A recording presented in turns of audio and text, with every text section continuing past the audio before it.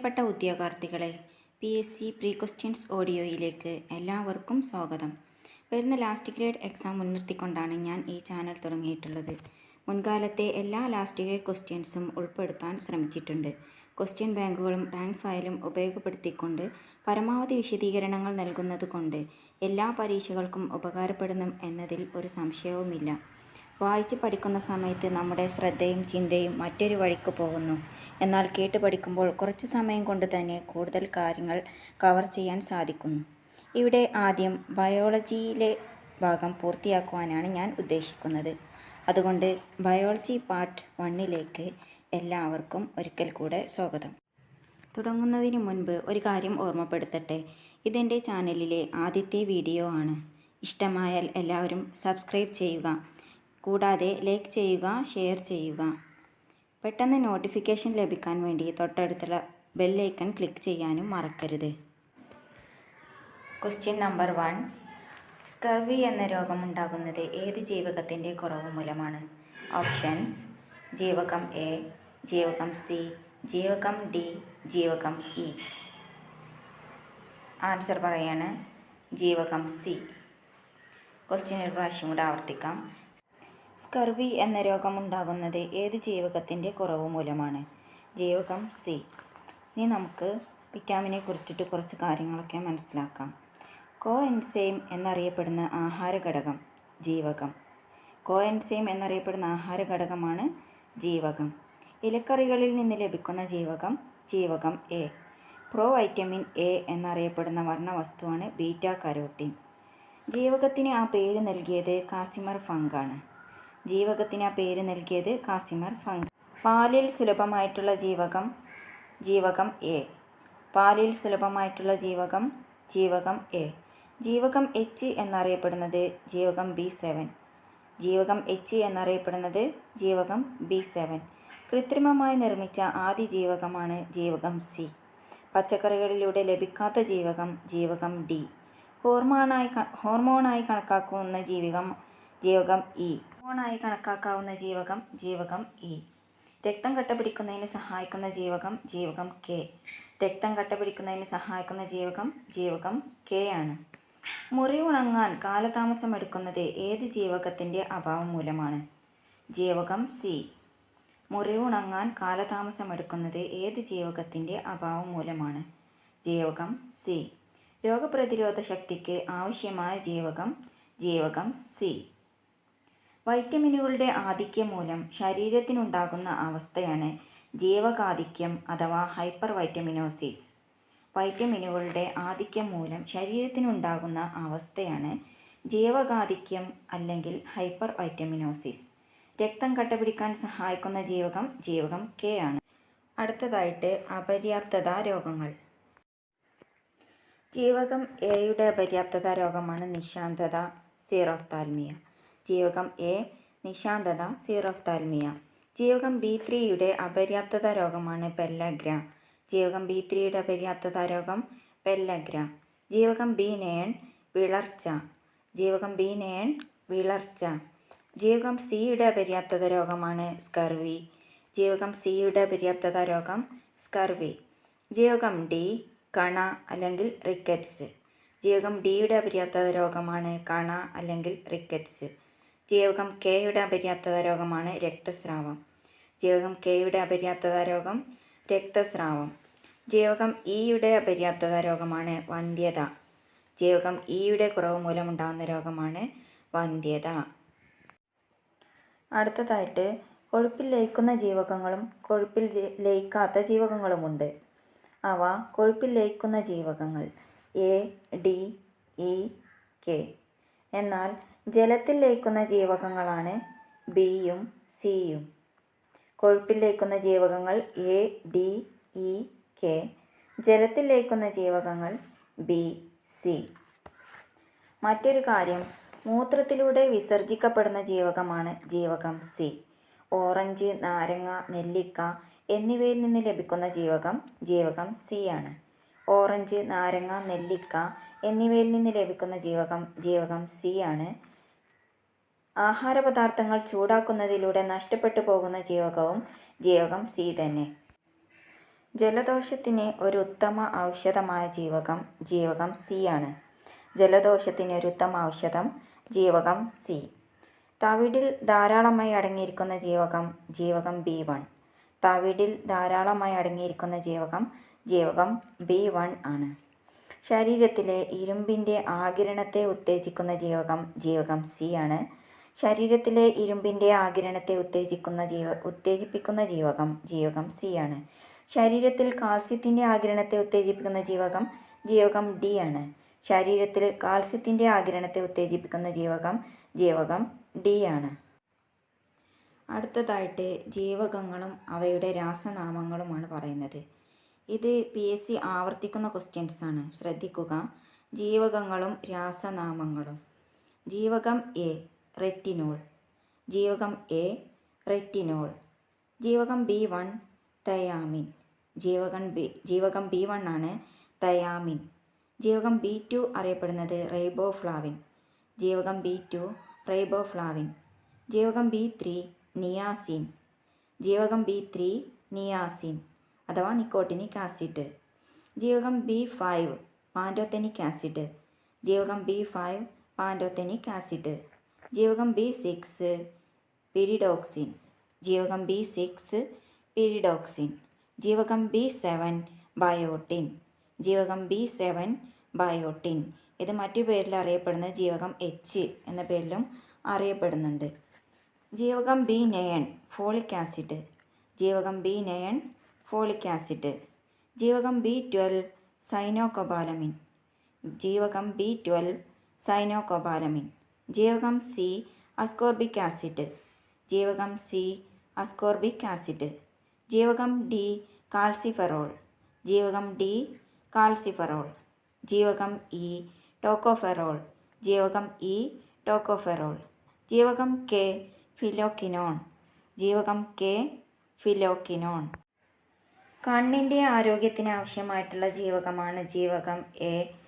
കണ്ണിൻ്റെ ആരോഗ്യത്തിന് ആവശ്യമായിട്ടുള്ള ജീവകം എ. കരളിൽ സംഭരിക്കുന്ന ജീവകമാണ് ജീവകം എ. കരളിൽ സംഭരിക്കുന്ന ജീവകം എ ആണ്. ഹൃദയത്തെ സംരക്ഷിക്കുന്ന ജീവകമാണ് ജീവകം ഇ. ഹൃദയത്തെ സംരക്ഷിക്കുന്ന ജീവകം ഇ. എല്ലിൽ അടങ്ങിയിരിക്കുന്ന ജീവകം ഡി ആണ്. സൂര്യപ്രകാശത്തിൽ നിന്ന് ലഭിക്കുന്ന ജീവകം ഡി തന്നെ. പല്ലിൽ അടങ്ങിയിരിക്കുന്ന ജീവകം ഡി ആണ്. സൺഷൈൻ വൈറ്റമിൻ എന്നറിയപ്പെടുന്നത് വൈറ്റമിൻ ഡി ആണ്.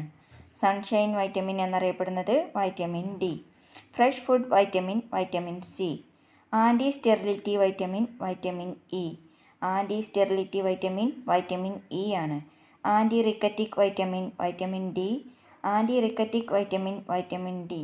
ബ്യൂട്ടി വൈറ്റമിൻ എന്നറിയപ്പെടുന്നത് വൈറ്റമിൻ ഇ ആണ്. Beauty vitamin E. Hormone vitamin E. Hormone vitamin E. Steroid vitamin എന്നറിയപ്പെടുന്നത് വൈറ്റമിൻ ഡി ആണ്. സ്റ്റീറോയിഡ് വൈറ്റമിൻ എന്നറിയപ്പെടുന്നത് വൈറ്റമിൻ ഡി. കൊയാഗുലേഷൻ വൈറ്റമിനാണ് vitamin K. Coagulation vitamin K. Anti pellagra vitamin B3. ഇതോടുകൂടെ നമ്മുടെ വിറ്റാമിനെ കുറിച്ചിട്ടുള്ള വിവരങ്ങൾ അവസാനിച്ചു. അടുത്ത ക്വസ്റ്റ്യൻ. കൊതുക് പരത്തുന്ന ഒരു രോഗമാണ് ഓപ്ഷൻസ് മന്ത്, അഞ്ചാം പനി, ചിക്കൻ പോക്സ്, എലിപ്പനി. ആൻസർ പറയാണ് മന്ത്. കൊതുക് പരത്തുന്ന ഒരു രോഗമാണ് മന്ത്. മന്ത് രോഗം പരത്തുന്ന വിരകൾ ഫൈലേറിയൽ വിരകളാണ്.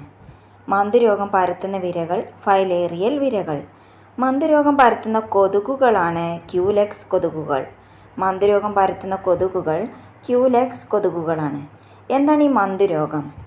ലിംഫ് വാഹികളിൽ വിരകൾ തങ്ങി നിൽക്കുന്നതിനാൽ ലിംഫിൻ്റെ പ്രവാഹം തടയപ്പെടുന്നു. ഇതുമൂലം ലിംഫ് വാഹികൾ വീങ്ങുന്നു. ഇതാണ് മന്ത് രോഗം എന്ന് പറയുന്നത്. ലിംഫ് വാഹികളിൽ വിരകൾ തങ്ങി നിൽക്കുന്നതിനാൽ ലിംഫിൻ്റെ പ്രവാഹം തടയപ്പെടുന്നു. ഇതുമൂലം ലിംഫ് വാഹികൾ വീങ്ങി വീർത്ത് വലുതാവുന്നു. മന്തിൻ്റെ ചികിത്സയ്ക്ക് ഉപയോഗിക്കുന്നത് ഡൈ ഈഥൈൽ കാർബമസൈൻ സിട്രേറ്റ്. മന്തിൻ്റെ ചികിത്സയ്ക്ക് ഉപയോഗിക്കുന്നത് ഡൈ ഈഥൈൽ കാർബമസൈൻ സിട്രേറ്റ്. ഇനി കൊതുക് പരത്തുന്ന രോഗങ്ങളെക്കുറിച്ചിട്ട് അറിയാം.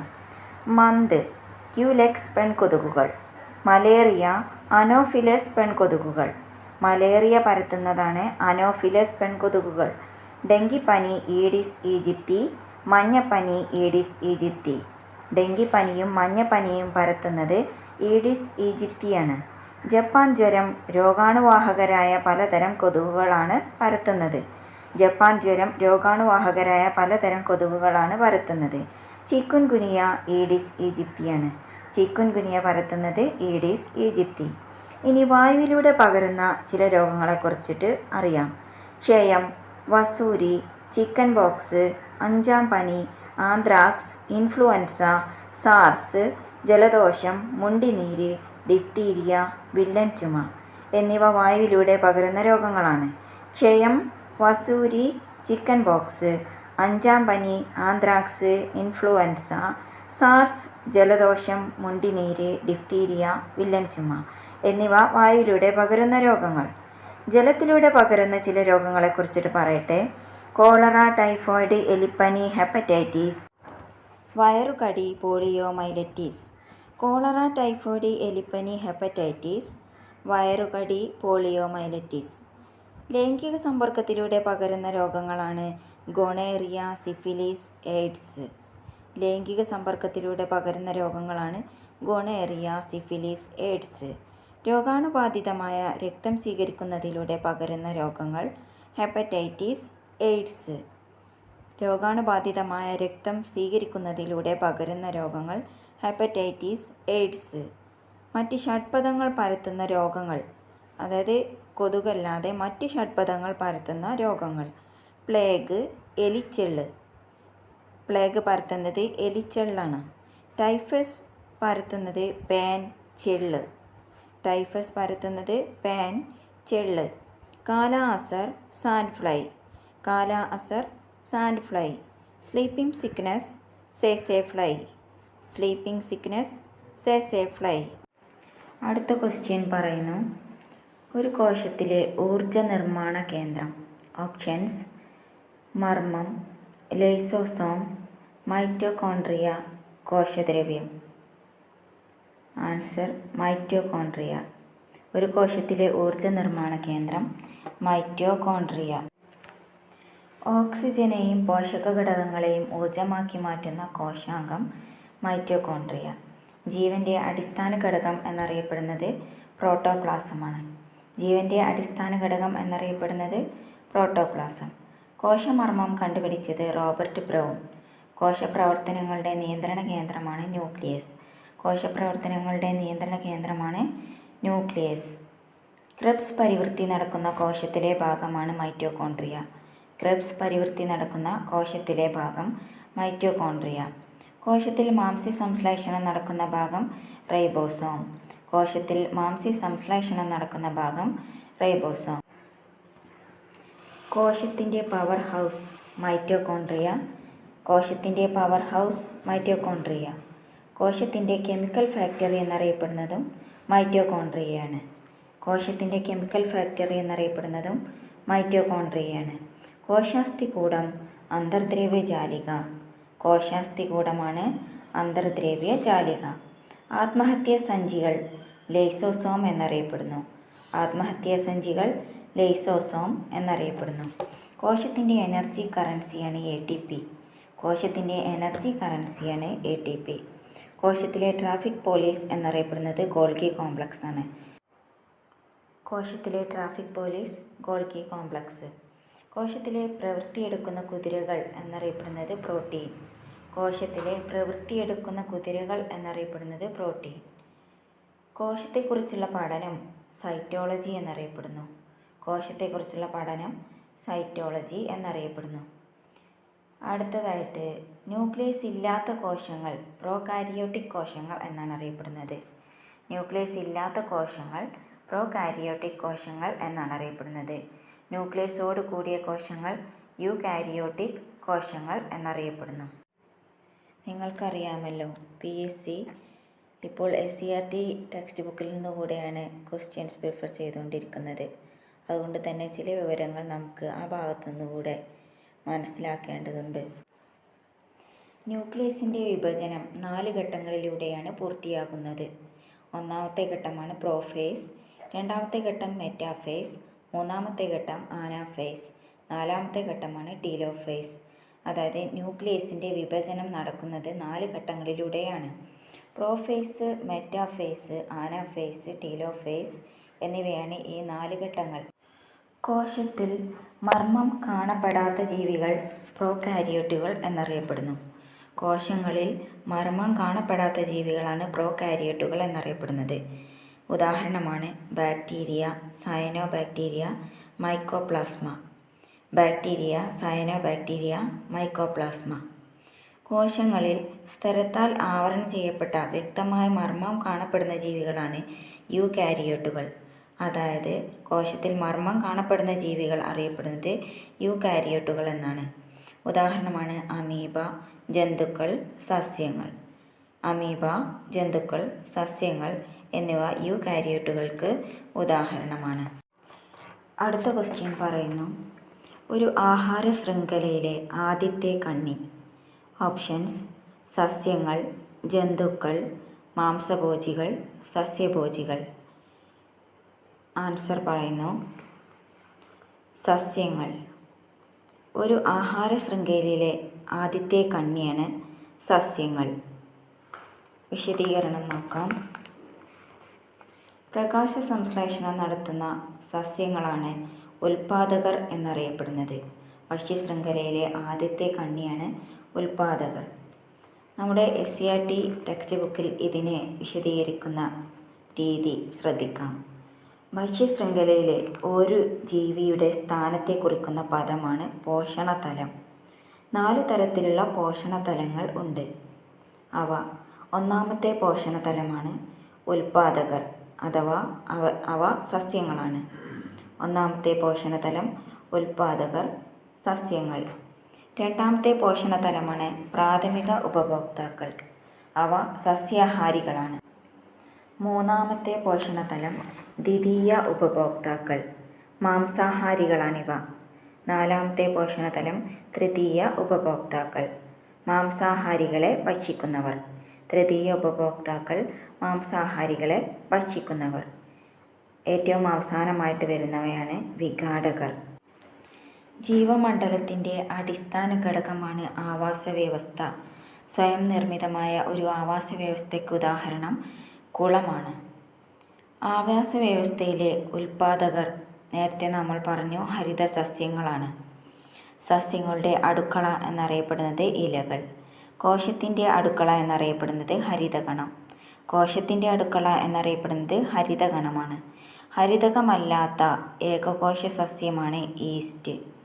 ഹരിതകമില്ലാത്ത ഏകകോശ സസ്യം ഈസ്റ്റ്. സസ്യകോശത്തിലെ ഏറ്റവും വലിയ കോശഘടകമാണ് ജൈവകണം. ജൈവകണങ്ങൾ 3 തരമുണ്ട്: വർണ്ണകണം, ഹരിതകണം, ശ്വേതകണം. 3 തരം ജൈവകണങ്ങളാണ് വർണ്ണകണം, ഹരിതകണം, ശ്വേതകണം. ഇനി ജീവികൾ തമ്മിലുള്ള ജീവിബന്ധങ്ങളെക്കുറിച്ചിട്ട് കൂടെ ഒന്ന് ഓടിച്ചു വിടാം. പരാദം പോഷണത്തിനായി ആതിഥേയനെ ആശ്രയിക്കുന്നു. ഇവിടെ ഒന്നിന് ഗുണകരവും മറ്റൊന്നിന് ദോഷകരവുമാണ്. ഇതാണ് പരാദജീവനം. പരാദജീവനം എന്ന ബന്ധത്തിൽ വരുന്നതാണിത്. പരാദം പോഷണത്തിനായി ആതിഥേയനെ ആശ്രയിക്കുന്നു. ഇവിടെ ഒന്നിന് ഗുണകരവും മറ്റൊന്നിന് ദോഷകരവുമാകുന്നു. എക്സാമ്പിൾ പറയുമ്പോൾ നിങ്ങൾക്ക് മനസ്സിലാക്കിയെടുക്കാൻ സാധിക്കും. എക്സാമ്പിളാണ് മാവും ഇത്തിൽക്കണ്ണിയും. ഇവിടെ മാവിന് ദോഷകരവും ഇത്തിൽക്കണ്ണിക്ക് ഗുണകരവുമായിട്ടുള്ള ഒരവസ്ഥയാണ് ഉണ്ടാകുന്നത്. മറ്റൊരു ബന്ധമാണ് മ്യൂച്വലിസം. ഇവിടെ 2 ജീവികൾക്കും ഗുണകരമാണ് സംഭവിക്കുന്നത്. മറ്റൊരു ബന്ധം കമൻസലിസം. ഇവിടെ ഒന്നിന് ഗുണകരവും മറ്റേതിന് ഗുണമോ ദോഷമോ ഉണ്ടാവുന്നില്ല. ഉദാഹരണമാണ് മാവും മരവാഴയും.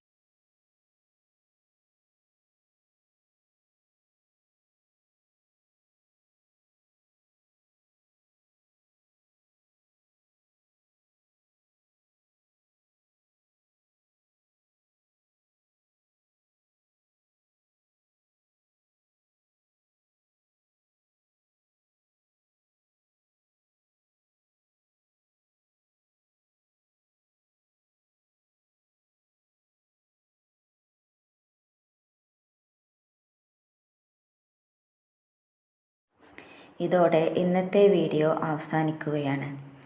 ഈ വീഡിയോയുടെ പ്രത്യേകത എന്താണെന്ന് വെച്ചാൽ ക്വസ്റ്റ്യനുകളിൽ നിന്ന് നേരിട്ട് ക്വസ്റ്റ്യൻ ബാങ്കുകളിലേക്കും റാങ്ക് ഫയലുകളിലേക്കും SCERT ടെക്സ്റ്റ് ബുക്കുകളിലേക്കും പോവുകയാണ് ചെയ്യുന്നത്. അതുകൊണ്ട് തന്നെ ഒരുപാട് കാര്യങ്ങൾ നിങ്ങളിലേക്ക് എത്തിക്കാൻ സാധിക്കും എന്നുള്ള വിശ്വാസത്തിലാണ് ഞാൻ. ഇഷ്ടപ്പെട്ടുവെങ്കിൽ സബ്സ്ക്രൈബ് ചെയ്യാനും ലൈക്ക് ചെയ്യാനും ഷെയർ ചെയ്യാനും മറക്കരുത്. അടുത്ത ബയോളജി പാർട്ട് 2 നമുക്ക് വീണ്ടും കാണാം.